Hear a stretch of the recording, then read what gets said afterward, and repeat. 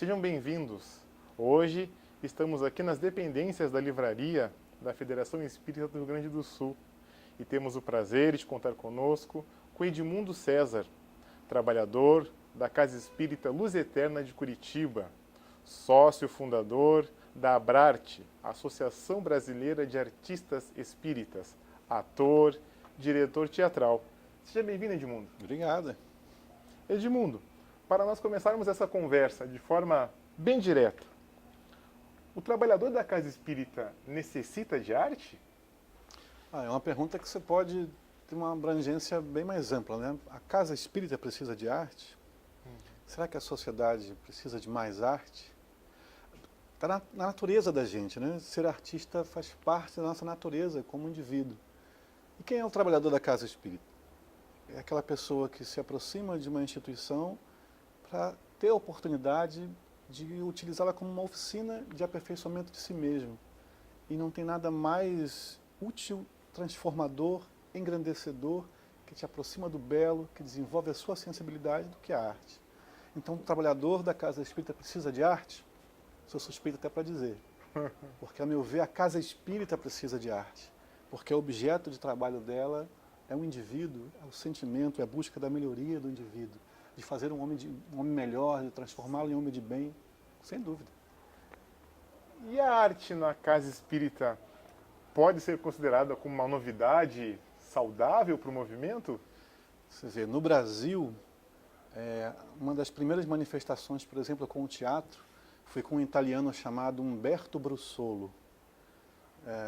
Ele utilizava o teatro com a temática espírita para mobilizar a instituição dele, para fazer eventos, arrecadar fundos para construir a própria instituição, isso no estado de São Paulo, e apresentava em vários lugares em São Paulo, no interior do estado de São Paulo, a convite de outras instituições. Nós estamos falando de 1917, Sim. que Umberto Brussolo fazia isso. Em período, né, depois dele, João Cabete com a música, Leopoldo Machado, uma caravana da fraternidade, fazendo teatro, a música, unindo, né, as regiões do país. Então é uma novidade de 100 anos de existência, né? É uma novidade saudável e uma senhora novidade já com mais de 100 anos. Não é uma novidade a arte no ambiente espírita.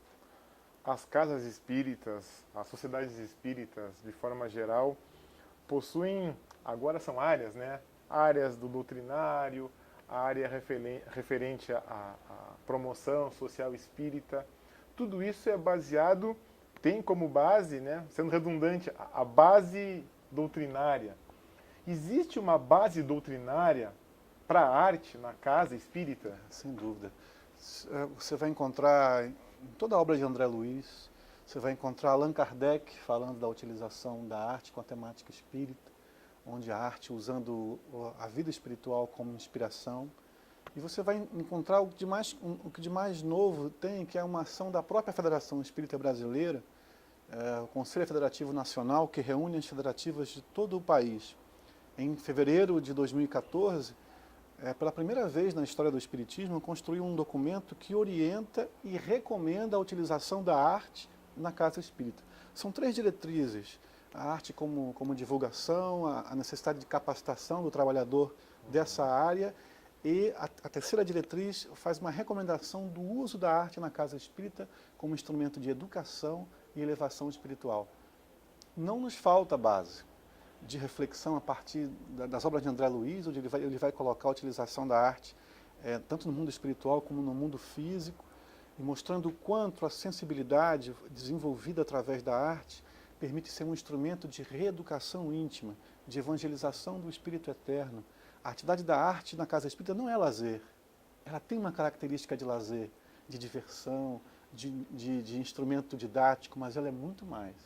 Ela é uma atividade de evangelização da alma, evangelização do espírito, esse que está encarnado na Casa Espírita, disposto ao trabalho na Casa Espírita, tentando ser melhor um dia depois do outro, e o instrumento da arte é essa possibilidade.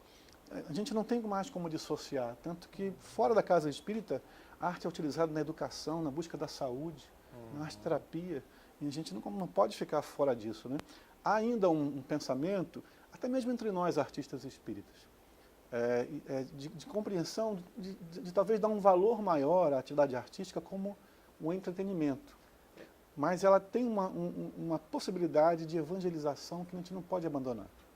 É possível, então, nós contrabalançarmos essa questão, porque geralmente a gente vê um ambiente espírita como um ambiente de estudo doutrinário, e nós temos a ideia errônea agora, como tu fala muitas vezes, de que a arte é somente lazer. Então, o sujeito quer espairecer um pouco, vai cantar, vai assistir uma peça de teatro.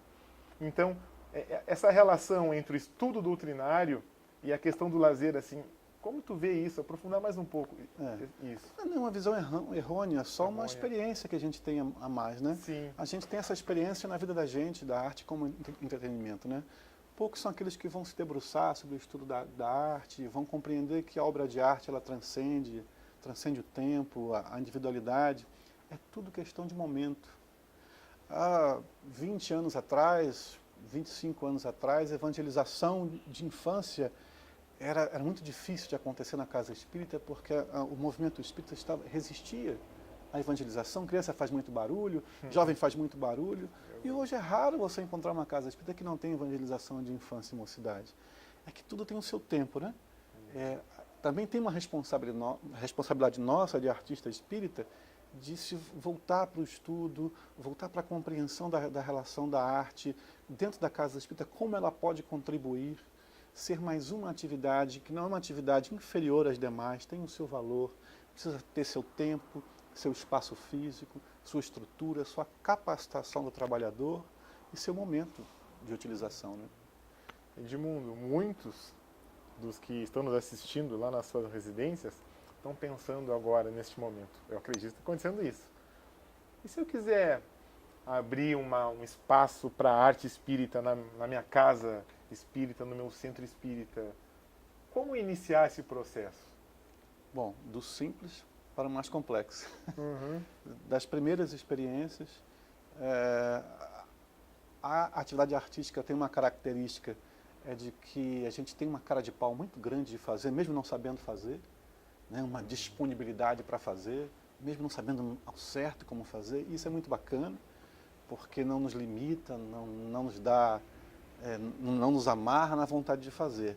Mas junto com essa vontade tem que vir a busca da capacitação, tanto artística como doutrinária, que precisa também, e aos poucos, lentamente, fazendo, avaliando, estudando, você vai construindo uma atividade permanente. Isso é importante, a gente transformar essa percepção de que a atividade artística é para anteceder a palestra, é para o dia de aniversário da instituição, é para uma atividade pontual, e transformando isso para que a atividade espírita é algo continuado, como as outras atividades de evangelização são da casa espírita. Também são, né? Edmundo, vou confidenciar para ti aqui uma coisa.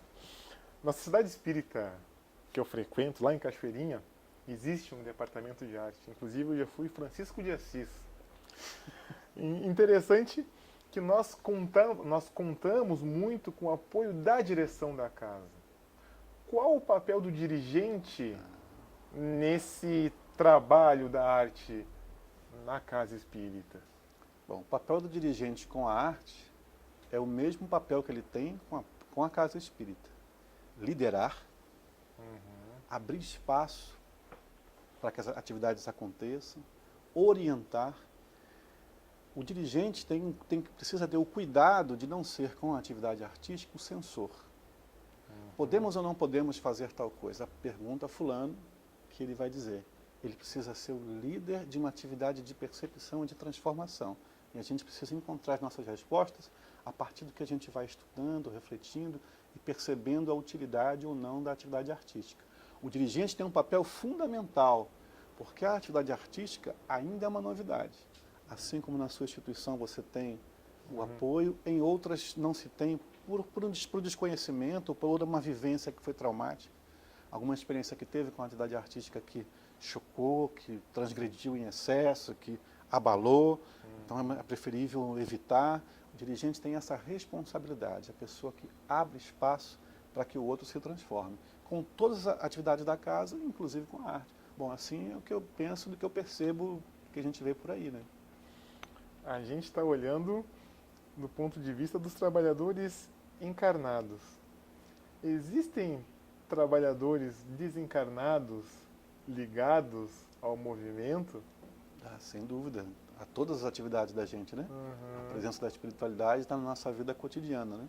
Essa pergunta que você está me fazendo é uma pergunta que Kardec fez aos espíritos. Uhum. Está lá no livro dos espíritos, não vou lembrar com exatidão o número, Sim. mas os espíritos se interessam pela arte, os espíritos desencarnados se interessam pelas atividades artísticas, foi o que Kardec perguntou e registrou isso no livro dos espíritos. E a resposta deles é que com a arte que promove a elevação. Com a arte que promove a elevação do indivíduo. Então, toda organização tem o seu apoio espiritual. A atividade da arte na casa espírita também tem.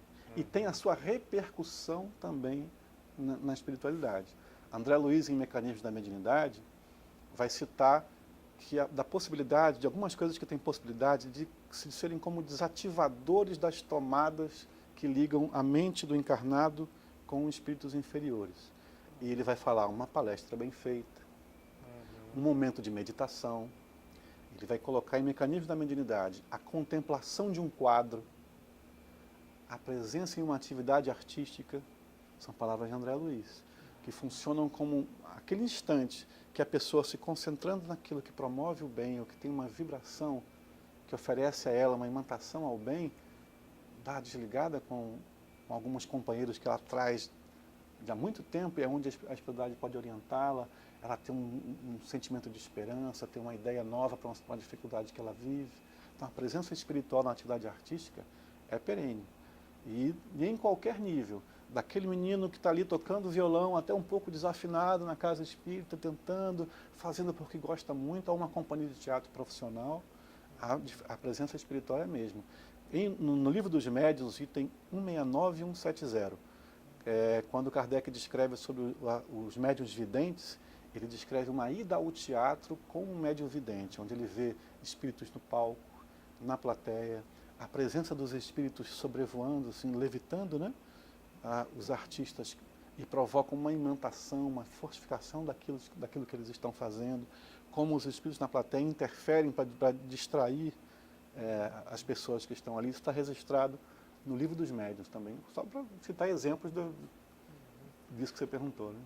E esse processo da arte na casa espírita, muitas vezes as pessoas acham que deve ser uma coisa bem amadora, singela.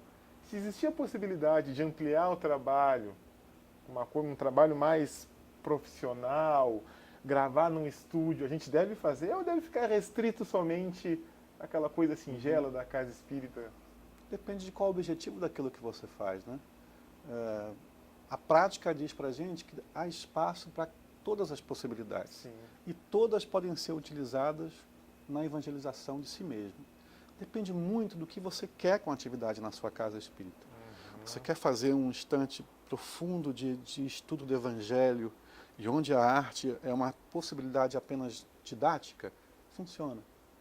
Você quer fazer um grupo de dança com as crianças que são atendidas naquela comunidade, para que elas possam dar valor ao seu corpo físico e, a partir disso, chegar numa reflexão de que você tem um espírito ali e faz parte desse conjunto com corpo e corpo espiritual, e por isso você deve cuidar do seu corpo.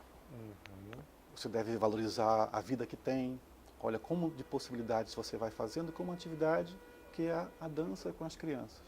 Você precisa que essas crianças se apresentem no teatro municipal, né, não precisa, você precisa de uma outra relação. Apresentar faz parte, e a medida vai ser percebida por vocês do trabalho e da casa espírita. Também tem o seu valor aquela atividade que é feita para ampla divulgação. E aí é o grupo de música que grava o seu CD e que vai à luta para mostrar o trabalho, para mostrar o trabalho que está fazendo, para que toque o outro, mas que primeiramente precisa passar por você. Tem valor aquele grupo de teatro que se organiza, que faz temporada no teatro, que envolve o movimento espírita com isso. Como é a literatura? Né? Tem valor ter uma livraria espírita no centro da cidade para que você possa comercializar o seu livro? Muito valor. Pois é. falando em bibliografia, em material para estudar. Eu estou vendo aqui um livro da Abrarte, A Arte no Centro Espírita, Planejamento e Prática.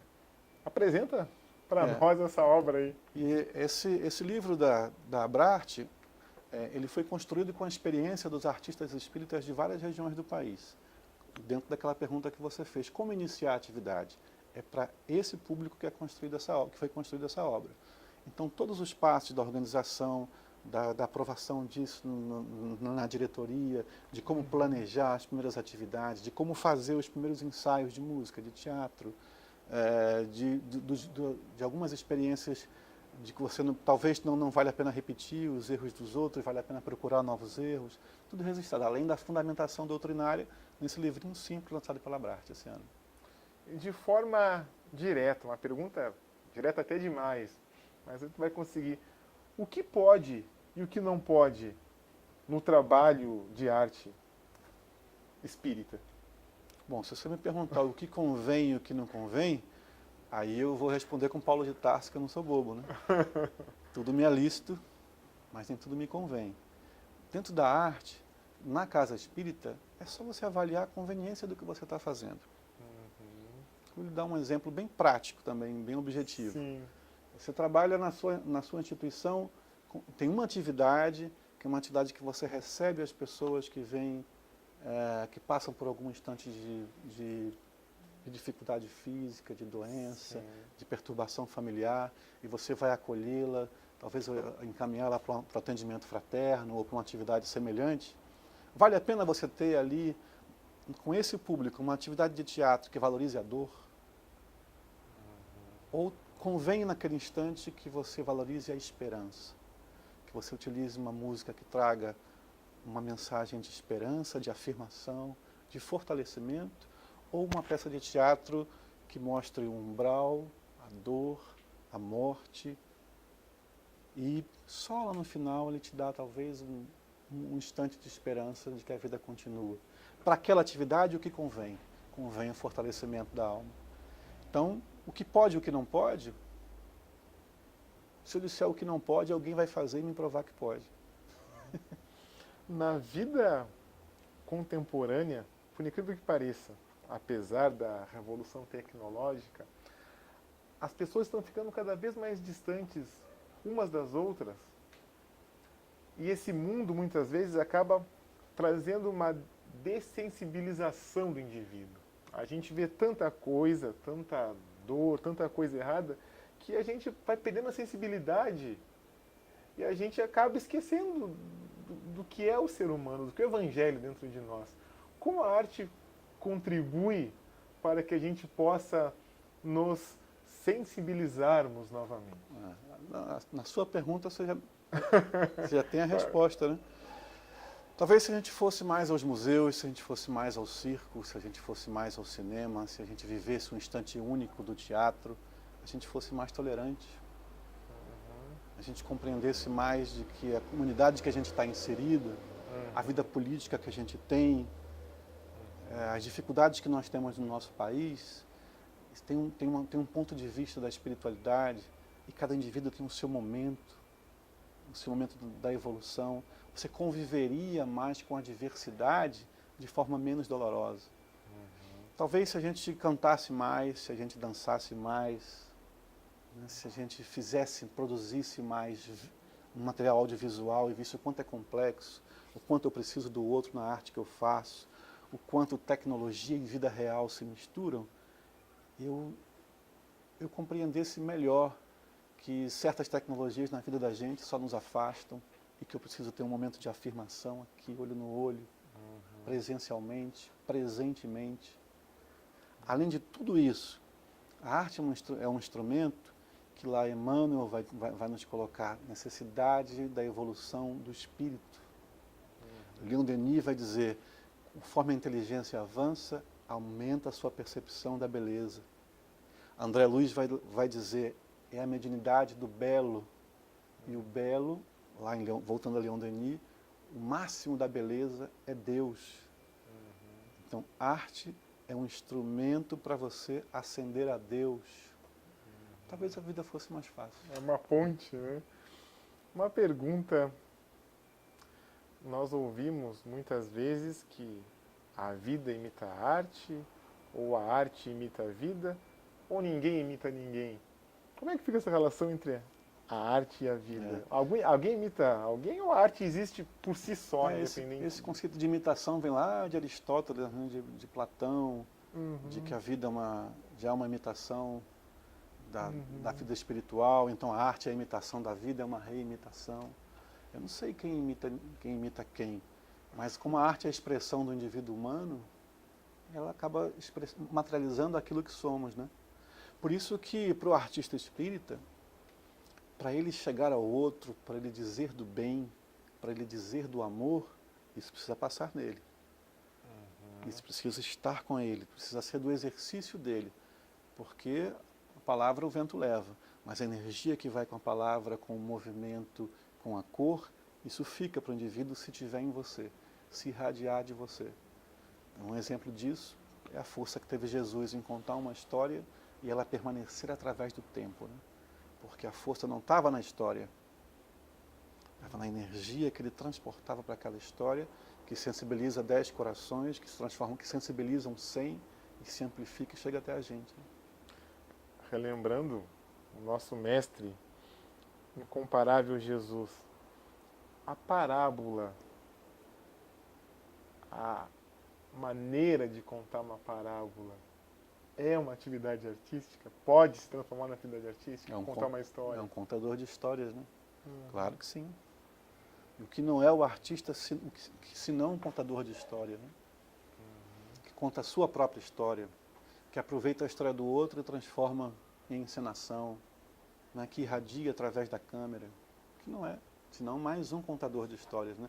E aí a gente volta ao exemplo, né? A força está na energia de quem conta, não a história. A história se transforma, se esquece, se muda, mas quem conta, o que chega lá, o que chega da sua vibração, essa permanece. Porque o entendimento, a palestra, o conteúdo, a leitura, você entende, você compreende, mas uma vivência emocional, essa te transforma.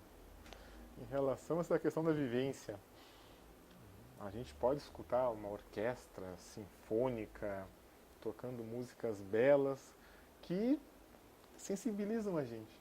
Mas da mesma forma a gente pode ouvir uma criança com um violãozinho ali, com poucos acordes, e às vezes causar uma impressão tão forte contra, né? Gente, né? Você vai encontrar o espírito Camilo dizendo isso por Raul Teixeira, exatamente isso. Das expressões artísticas mais primitivas, as mais elaboradas da atualidade, pulsa a mesma energia, é Deus. E por isso que a arte te liga a Deus. Por isso que ser artista e ser espírita não só é uma grande responsabilidade, mas é um baita instrumento de você se aproximar de Deus. E é difícil ser artista espírita? Você nunca experimentou, né? Eu achei uma atividade bem difícil. É você estar vigilante o tempo todo da sua vaidade, ao mesmo tempo que a vaidade é o que te move, para o artista, né? O querer mostrar-se é o que te move. É você estar o tempo todo disposto a contribuir na obra de Deus. Ser artista é isso. O verdadeiro artista é aquele que contribui com Deus, propiciando à humanidade a sua ascensão para Ele. E ser espírita é mais uma possibilidade de você transformar a sua ação no bem como exercício para você mesmo. Edmundo, para quem nos ouve agora, uma dica primordial, assim, que pode passar, básica, de como proceder para instalar na casa espírita, para como conversar com a direção, tendo aquele convencimento para que a pessoa consiga ter a repercussão e chegar ao trabalho que ela deseja. Ouvir. Ouvir o que quer a espiritualidade através da intuição, ouvir o que as pessoas mais experientes têm a dizer, ouvir o que o seu coração diz que deve fazer, ouvir as outras pessoas que podem se juntar ao seu trabalho e começar. Planejar é necessário, mas realizar, isso é imprescindível. Edmundo, a gente agradece muito Eu que agradeço. o teu trabalho, a possibilidade de estar conosco aqui conversando sobre a arte espírita. Colocamos sempre a Federação Espírita do Rio Grande do Sul à disposição para o teu trabalho aqui. E a gente agradece muito a tua participação aqui no nosso estúdio Livraria. Eu que agradeço. Muito obrigado. Longa vida a vocês. E nós agradecemos a todos os nossos telespectadores pela audiência aqui do nosso programa. Até a próxima. Muito obrigado.